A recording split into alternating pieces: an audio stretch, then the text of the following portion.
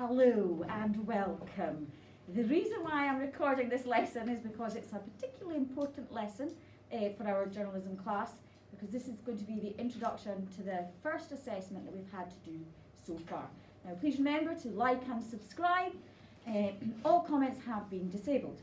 Okay, so the task that we're going to have to do as part of our first journalism assessment is very much looking at the key elements of journalistic research. So you're going to be expected to produce a report that looks at those key elements of journalism. It's the key elements that we spent the last few weeks actually researching and discussing. So there are key areas that you need to make sure that your report covers. There needs to be a description of the primary sources, a description of secondary sources, an overview of the different questioning techniques that are used in interviews, and an overview of the types of interviews used to gather primary sources of research. Now, if you actually go onto Teams and you go into the Exploring Key Elements of Journalism file, you'll find that each one of those has a set of documents. There are documents there from the work that we've done in class, so that will support you in being able to write this report. So please use those resources as well as obviously the notes you've got in your jotter. So I wanted to start, I didn't want to make any assumptions in terms of people's level of understanding when it comes to reports. So I wanted to start by just going over with you very briefly the kind of typical report structure. So this is the sort of structure that we're going to be looking for from your report. So you need to have sections, so clearly marked sections to help. Now obviously the task that you've been given in some ways lends itself to helping you demark where those sections are going to be, but using sections is particularly important. There needs to be a title which briefly describes what the report is about. Again, that's very up to your creativity. Introduction should define the purpose and the scope of the report. Now remember that this is a formal piece of writing, so you want to avoid using a first person, I forms, and very much stick with the third person. The main body paragraph, so the main body section, is probably more accurate, needs to be divided into sections under headings and, where appropriate, subheadings. You need to make sure you've got evidence and examples to support all the points that you're actually making. Your conclusion should summarise all the points that you've made across the report, so that tends to be very short, succinct, and I think a lot of candidates find it particularly difficult to write conclusions, and I think the reason for that is that you feel like you're repeating yourself, and in essence that is exactly what you're doing, so don't worry if you're kind of feeling like I'm just repeating myself. A conclusion is supposed to summarise the main points, the significant points that you've made over the course of your report. So you need to go back through the report and identify, and that's actually the strategy that I use. I will reread my work and identify, highlight or note on paper the main points, and then I'll try and pull them together. Obviously what you want to do is avoid using the exact same words or just repeating the sentences as they appeared earlier on in the report. And I suppose that's where the challenge comes in terms of being creative and trying to reword things so that it's not the exact same sentence, but clearly making sure that you don't lose the essence of the point that you're trying to make. There needs to be references. You need to have a list of references that you've used in compiling this report. Some of those references you will be able to get from the files on Teams, because there are documents on there that we have used as part of that research. And one of the things I'm going to do today with you is actually take you through the referencing process. That's particularly significant for you for other subjects as well. So there's lots of different systems of referencing. We're going to have a look at the Harvard system, and I would suggest that unless you're using a different system already, that you adopt that and use that across the board. So, in terms of the writing style, please remember this is a formal piece of writing. There should be no first person forms. You need to avoid contractions, abbreviations, and any kind of sense of you giving an opinion. So, using your own words is obviously particularly important for a number of reasons. One, primarily being that you need to be able to demonstrate that you have understood the theory, the information that we have been researching and looking at, and the best way to demonstrate understanding is obviously by putting it into your own words. Secondly, and perhaps legally slightly more important, is that we don't want to get done for plagiarism. So it's really important that you don't just go lifting chunks of text from another text. Have a look at your notes and think carefully and ensure that you are, wherever possible obviously, using your own words. Now obviously there's key vocabulary like primary sources that you do not want to be changing, because otherwise you're losing the essence of what the report is actually about. But just be very careful that you're not inadvertently, accidentally lifting chunks of text. So on Teams, I've uploaded this document. It's entitled Assessment, and the reason I've uploaded it is it will provide you with also with a reference guide for when it comes to actually doing your referencing. So as I said, I'm using the Harvard referencing. I'm not going to talk you through each one of these because that would be really boring. But basically it gives you the type of source, and then it explains to you what needs to go in terms of referencing, and then it gives you a specific example. So for example, in-text citations and full references. In-text citations are inserted into the body of your text and included in the word count. An in-text citation gives the author and publication date of source that you're referring to. If the publication date is not given, the phrase no date is used instead of a date. And then it gives you an example further down. So if you're not sure about what the instructions are actually telling you need to do, then have a look at the particular example. I think realistically there will be very little in the way of in-text citations. This is the idea of having to reference within the main body of your actual report. I think more realistically it's going to be at the end of the report where you'll actually have your full referencing. So have a look at that. If there's any of the particular types, because you'll see that depending on what type of source you're using, there's things that, in terms of websites, there's a key way to be logging a particular website that you've used, and that's very different from if you've used a textbook. So make sure that you work out what type of source you've got, find it on the list, follow the instructions, and have a quick look at the example. When I was at university, I used to find the examples a lot easier to try and work out what it is I'm supposed to do, rather than sometimes the instructions can be a little bit confusing. So that's referencing. And so is that. And so is that. And so is that.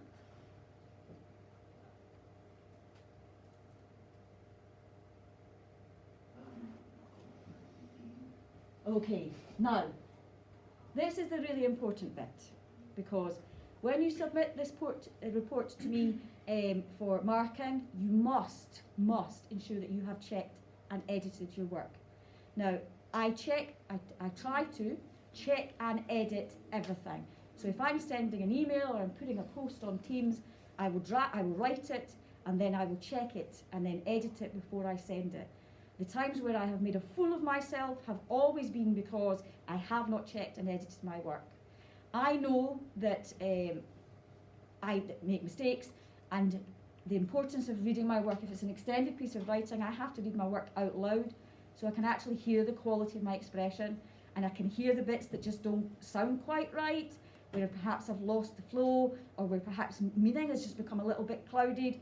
You need to make sure that you are checking and editing your work. Now, to stress the importance of this, and also to guide you to the things that you need to be doing to check and edit the work, if we click on this link, I'm going to play for you a very important video, which I hope will stay with you for the rest of your life, to help you when it comes to checking and editing.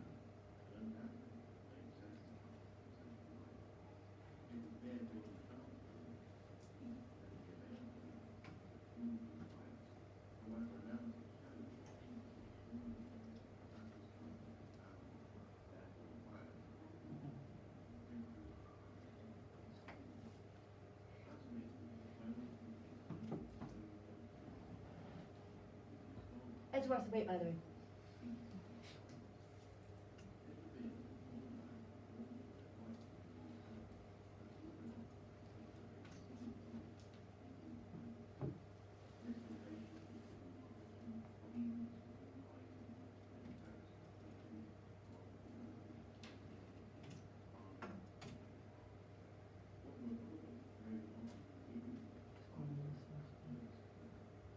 Definitely worth the wait.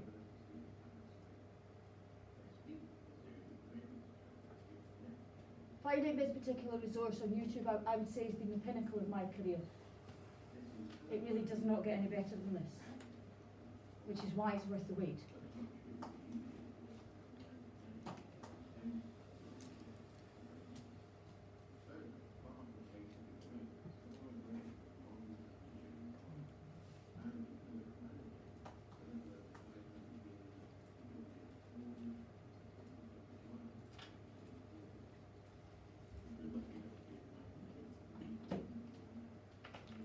Okay, we're nearly there.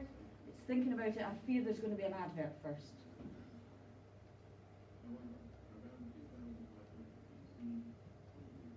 Oh, the anticipation. It's like watching the X Factor final. Pump it up, I finished my story, I'm done. Pump it up, my story's all done. Pump it up, I finished my story, I'm done. Pump it up, wait, stop. You might wanna forget it, but you've come this far. It's time to reread and edit. It's not even that hard. First things first, you've got to read your work aloud. We're listening for fluency, how smooth your story sounds. You might come across a verb whose tense is not agreed with its noun or pronoun. Listen up carefully. Hans be running sounds funny. They is running's not okay. It's so easy to get pumped up and overlook small mistakes. Now Hans is running or they are running feels good to say aloud because you properly conjugated your verbs with your nouns. Don't forget it, because you've come this far. It's time to reread and edit. It's not even that hard. Listen up now, editing is all about the way your words look. There are a certain set of rules for publishing a book. Mechanics are the name for what I'm about to address. Capitalization, spell check, punctuate. Don't forget indent. Take another really close look with your eyes. Are there any proper nouns you forgot to capitalize? Alright, stop. See Doug with a lowercase d, you better pump it uppercase. See Ball with a capital B, you better down size to a lowercase. Miss Alima with a lowercase and you better pump it uppercase. Reread now, check it all again, don't stop. Don't forget it, because you've come this far. It's time to reread and edit. It's not even that hard. You won't want to regret it. You've made a work of art. After revisions, let's edit. Need help where to start. You should make sure to circle any words that might not look correct. You can use a dictionary when necessary for meaning and spell checks. At the beginning of paragraphs, let us not forget to leave some room to indent. We're almost done editing now. Let's delete. Pump it up, my story's almost done. Pump it up, this editing is good. Pump it up, my story's almost done. Pump it up, this editing is fun. Last step, gotta punctuate, sing it. Last step, gotta punctuate, sing it. Reread better, punctuate. My periods and commas, never know if my writing will be seen by President Obama. Now, punctuation also includes parentheses. Use them to add something extra. Put these words in between. Don't confuse exclamation and question marks. One's for wonders and the other one's for exciting remarks. Lastly, don't forget quotation marks and then use them when someone is speaking. Time to edit, Johnny said. Don't forget it, because you've come this far.